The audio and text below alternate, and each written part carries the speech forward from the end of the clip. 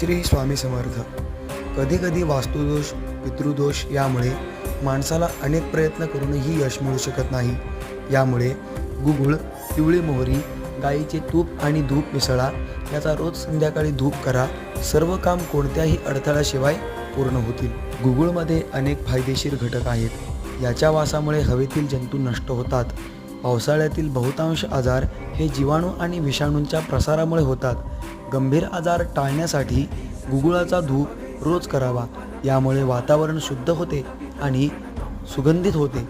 या धुपाचा सुगंध केवळ देवांनाच प्रसन्न करत नाही, तर माणसाचा मानसिक थकवाही दूर करतो. असे मानले जाते की गुगुळामध्ये वाईट शक्तींना दूर ठेवण्याची क्षमता आहे. याच्या धुरामुळे नकारात्मक ऊर्जा नष्ट होते.